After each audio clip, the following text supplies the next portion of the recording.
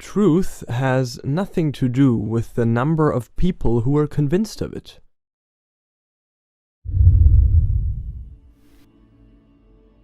If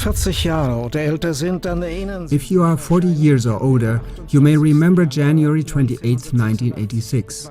It was the day of a huge NASA catastrophe off the coast of Cape Canaveral, Florida, where at 11:38 a.m. EST, 73 seconds after takeoff, Space Shuttle Challenger exploded in a tremendous burst over the Atlantic. All 7 crew members were killed, 5 NASA astronauts and the 2 payload specialists.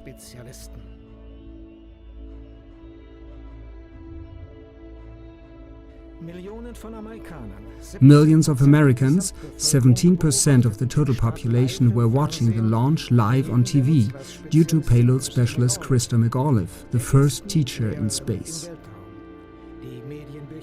The media coverage of the explosion was extensive. A study reveals that 85% of the Americans questioned had heard of the accident within the hour. The whole world was in a state of shock, and the whole world mourned and took part in the funerals of the Space Shuttle victims.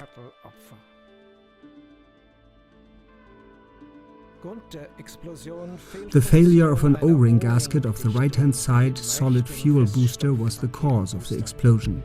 The shuttle did not dispose of an ejector seat system, and the impact on the ocean surface was too severe for anyone to survive. The catastrophe led to a 32-month pause in the NASA shuttle program, and by appointment of President Ronald Reagan, the Rogers Commission was created, a special committee to investigate the accident.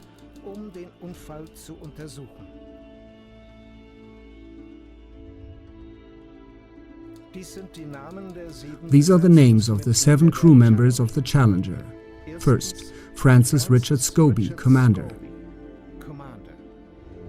Second, Michael John Smith, Pilot.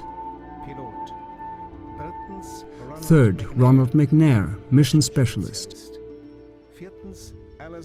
Fourth, Ellison Onizuka, Mission Specialist. Fifth, Judith Resnik, Mission Specialist.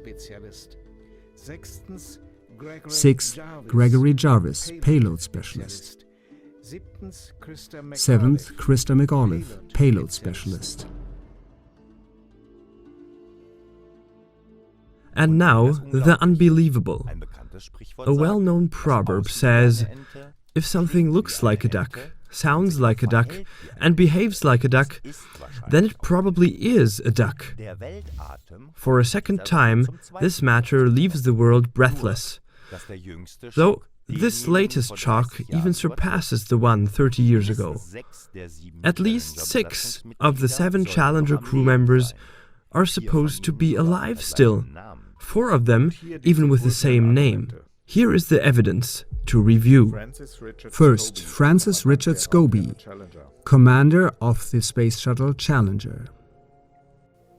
Francis Richard Scobee, born May 19, 1939, commander of the Space Shuttle Challenger.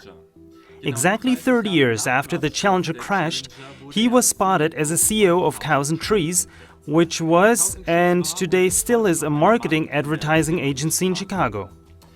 When you take a look at these 2 pictures, you can see at least 3 features that show a strong resemblance. First, the same high forehead and the same eyebrows, and also the eyes facing slightly downwards at their outer corners. And all this always with his middle name Richard and the same age. You can find the picture on the right side also on his LinkedIn page. When visiting the Cows and Trees website, which I've opened here, you come across an animation with a rocket-driven cow. And the dust swirled around forms the number 6. The whole thing reminds strongly the Space Shuttle Challenger on TV when it exploded in midair. Just how black would such a humor be? Second, Michael J. Smith, pilot of the Challenger.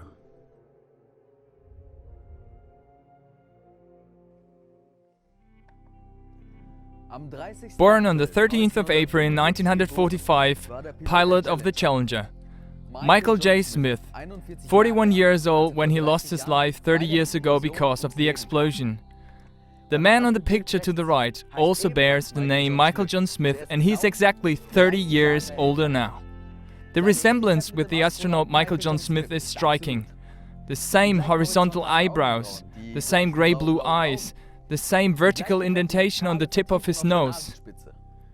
We are talking of an emeritus professor for industry and system engineering at the University of Wisconsin-Madison. Michael John Smith's email address is mjsmith@k.wisc.edu. Third, Ronald McNair, mission specialist of the Challenger. Born on October 21, 1950, Ronald McNair was the second Afro-American astronaut with a doctor's degree in physics. The 66-year-old Carl McNair on the right looks just as Ronald would look today. One day this fact attracted the attention of some American citizens. When addressing him about the astonishing resemblance, it is said that he responded spontaneously that he was the twin brother of the killed astronaut. As the resemblance was more than striking in every aspect, some fellow citizens began to doubt this assertion. Because they did not just want to put out empty allegations, they began to investigate. Previously, it was not known that the late Ronald McNair had a twin brother. However, there was a lot to discover about Carl McNair. For example, that he is an author, an educational consultant and an inspired speaker. That he is the founder and retired president of the Ronald E. McNair Foundation, which he had established in honor of his deceased brother. One detail, however, could not be clarified at the time of that investigation. There are no indications for a twin brother of Ronald McNair named Carl from before 1986. Here's the report of the research of a free journalist. On Ancestry.com I have performed a search for a Carl McNair who claims to be the brother of the astronaut Ronald McNair. Carl S. McNair's LinkedIn page mentions December 16th as his birthday. On Wikipedia, Ronald McNair's parents are Carl C. and Pearl M. McNair. So I searched Ancestry.com for any birth or baptism records for a Carl McNair born on December 16th, whose father is Carl McNair and Pearl McNair, his mother. Search results. In the birth certificates of Texas between 1903 and 1932, there's only the record of Herschel John McNair, born on October 12th in Rosewood, Upshur, whose father's name was William McNair and his mother's was Pearl McNair. In other words, according to Ancestry.com, there's no Carl McNair, brother of Ronald McNair. Here's the screenshot of the respective page of Ancestry.com with a timestamp in the lower right-hand corner. 10:18 a.m. on 5th of September 2015, circled in red. Just to make sure, I redid the search for Carl McNair. This time I have limited the search to Carl McNair with a father named McNair and a mother called Pearl. I found no Carl McNair whose father's last name was McNair and whose mother's first name was Pearl.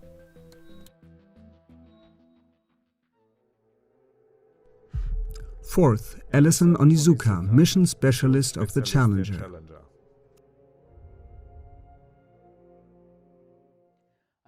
Another mission specialist of the Challenger, Ellison Onizuka, was the first Japanese-American astronaut. He too was supposed to have shown up in public after the Challenger catastrophe.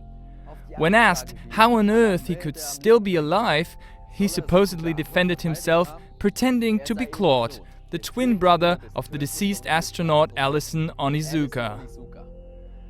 As his assertion was not seen to be credible, some fellow citizens set out for research about a twin brother of the astronaut. The astronaut Ellison Onizuka was born in Hawaii on the 24th of June. At the time of that research, there was no birth register containing a twin brother Claude.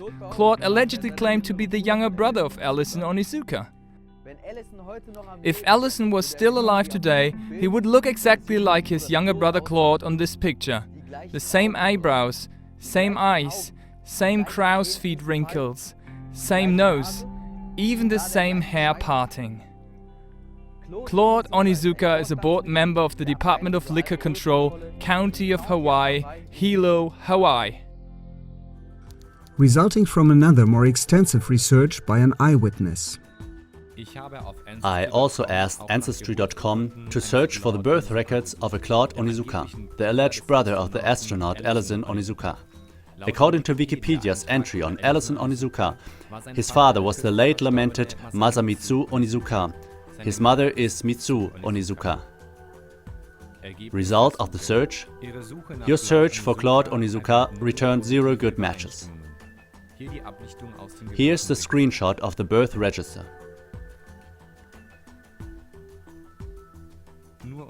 Just to be sure, I redid the search for Claude Onizuka, this time without specifying the names of the parents. There were 36 results, none of which was Claude Onizuka. In other words, according to Ancestry.com, at the time of this research, no one named Claude Onizuka had ever been born in the United States. Fifth, Judith Resnik, mission specialist of the Challenger.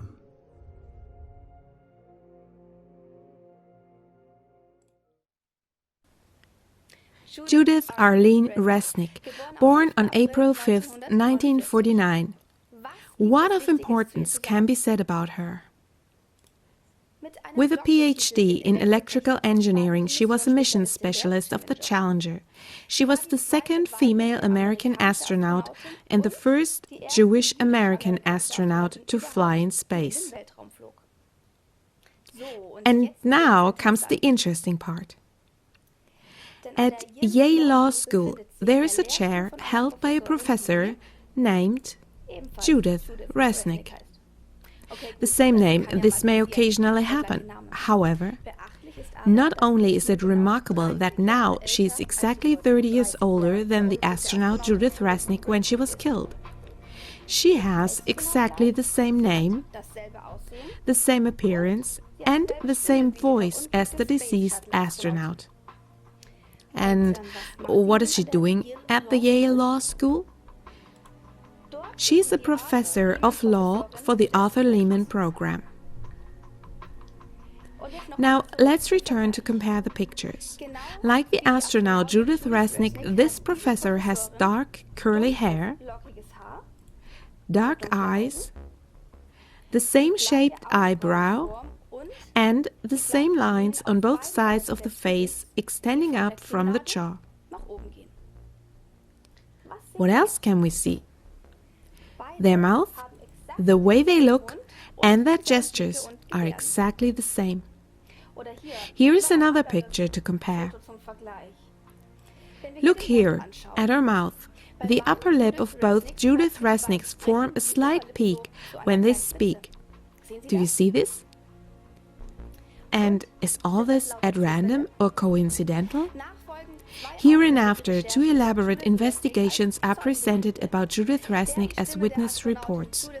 Whoever compares the voices of astronaut Judith Resnik 30 years ago, along with Professor Judith Resnik, comes to the conclusion it's about one and the same woman. So let's finally listen to this voice comparison.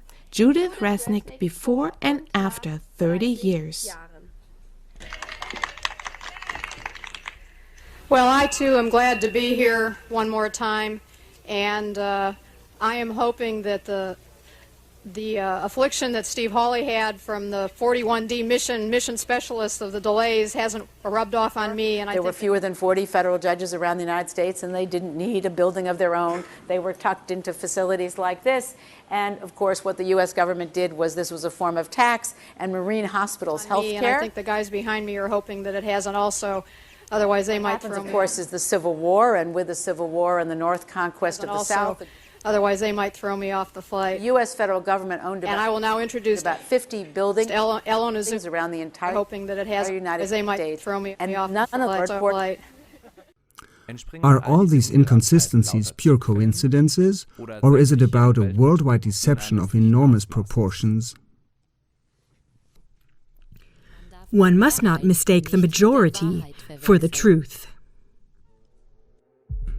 Sixth, Sharon Christa McAuliffe, payload specialist of the Challenger. On September 2nd, 1948, Sharon Christa McAuliffe was born. She too was one of the astronauts killed on the Challenger. She was a teacher for social studies at Concord High School in New Hampshire, where she was selected from more than 11,000 applicants to participate in the NASA project Teacher in Space. If the Challenger had not exploded, she would have been the first teacher in outer space. Had she not died in the Challenger disaster, McAuliffe would be 68 years old today. In the course of the research about the space shuttle deception, also for Sharon McAuliffe, apparently an exact double was found with the same looks and, believe it or not, with the same name. Even considering the 30 added years, this exceptional professor of law at Syracuse University looks exactly the same as the astronaut McAuliffe. But not only does she look identical, but she is also exactly the same age. Note also the details, for example, how her hair growth extends from the center of her hairline to the left of her forehead. This same lawyer, Sharon A. McAuliffe, who works for Syracuse Law School in New York State, is also a cousin of Virginia's governor, Terry McAuliffe. And he in turn had supported the re-election of Clinton and the election of his wife Hillary as her campaign chairman. Furthermore, he stood up for the support of NASA, in particular for the matter of the rocket launching site on Wallops Island, Virginia, in the Atlantic Ocean. In all these researches, it is important to state that it would be one thing if a single crew member of the Challenger would resemble to a person still alive. That could be dismissed as a mere coincidence. But it is quite a different thing if 6 members from one and the same Challenger crew have a look-alike, living in one and the same country, and in not less than 4 cases even have the same name. The rough guess of a physics teacher is summarizing this probability with the following figures and illustrations. By using a binomial distribution, one can ascertain how likely it is that an event with this probability occurs 4 times within 10 years. Roughly guessed, this leads to a probability of about 10 raised to the power of minus 160. For comparison, the probability of being hit from space debris is indicated by computing experts with a probability of about 6 times 10 raised to the power of minus 13. So it is more likely to be hit by some comet fragments 7 times in your life than such a collection of lookalikes would come about. But probably this figure is even much higher.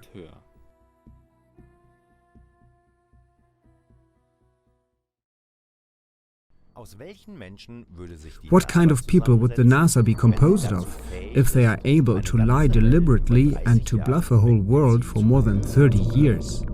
After all, the NASA is an institution which is devouring multi-digit billion-dollar amounts of tax money and private donations every year. What does it mean if not less than 4 elite universities would be involved only in the worldwide space shuttle fraud? The following questions must be absolutely clarified. Who else could be involved into this fraud? Considering all the astronauts presumed dead would then be found as lawyers, jurists, financial experts, etc. So if the entire NASA, astronauts and professors of law, in other words, elite instructors, of teachers, etc., would be involved in a global fraud, who else in addition to that? Where is the 7th astronaut, Gregory Jarvis? Is he still alive? For the clarification of all these endless questions, humanity depends upon its own help. Whoever is capable to help is welcome to participate in the clarification of all the problems addressed in this film. According to eyewitness reports from NASA insiders, the NASA did not only lie in some ways, but in every way. A NASA insider reveals. When I was talking with the gentleman from Belcom, and we were discussing the lie, everything he was telling me was different from what we were being told was the truth. And at one point I asked him, I said, man, you guys, you lied about a lot, didn't you? And instantly he said, no, we didn't lie about certain things. We lied about everything. None of it was true. Repeatedly in their advertisement films, NASA boasted that their spaceflights created jobs, first of all in the industry. But now the most urgent question is this: which jobs in exactly which industry? At least in the spaceflight industry, various NASA astronauts were not taking an active part during the Great Moon or Space Shuttle flights. So a NASA insider recently claimed that he cannot take part anymore for his conscience sake in the whole worldwide deception, as he calls it. He says that the NASA does not lie to the world only in some aspects, but in every single aspect. Because of similar testimonies of other NASA insiders, freelance journalists took a kind of a crucial test. With a Bible in their hand, they placed themselves in front of all these famous hyped astronauts and let them swear on the Bible that they really had been on the moon and had not been lying to the world. But listen and watch for yourself. And like this, all astronauts reacted when being asked. You want me to knock you in the head? Well, I want you to swear to God on the Bible that you walked on the moon. Okay. If you walked on the moon, we're given the opportunity to swear to God that you walked on the moon. I'm going to give you the opportunity to get the hell knocked out of you if you don't leave me alone. So why don't you just put the end to the record in the argument and put your hand on the Bible, swear to God you walked on the moon. Mr. Seibel, knowing you, that's probably a fake Bible. You really like attention, don't you? You're the one who said you walked on the moon when you didn't. Calling the kettle black, if I ever thought of it. Saying I misrepresented myself. Away from me. You're a coward and a liar and a thief. You're a coward and a liar. You're a coward and a liar. Well, you're talking to the wrong guy. Why don't you talk to the administrator at NASA? We're passengers. We're guys going on a flight. Of course. I don't hit people, but you're going to be on the deck unless you get I'm heading out. I appreciate it. And get the hell out of my house. Well, take your stuff and get the fuck out. Why don't you quote me and say it's bullshit? The shadows in the wrong place. I don't give a damn about all that shit. You're full of shit. Of lunar orbit being falsified. Being falsified? Correct. We got an unedited tape from a source at the Johnson Space Center. Yes. Totally nonsense.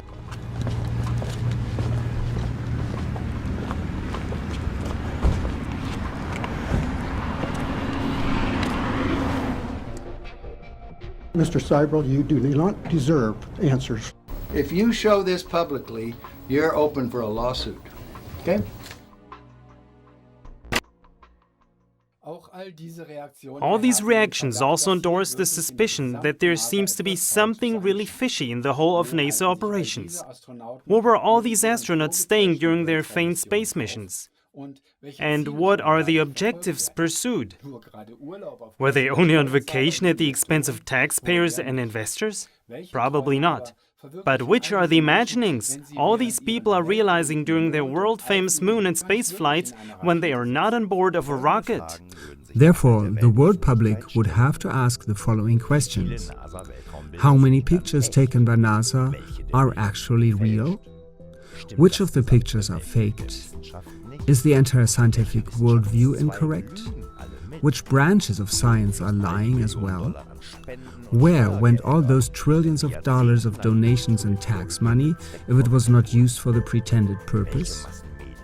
Which mass media are involved? Had the mass media been fooled, or are they part of the fraud? Which global corporations are also involved? What about the moon if the whole story of the moon landing has been faked? What number of government bodies, legal institutions, military people and secret services are part of it?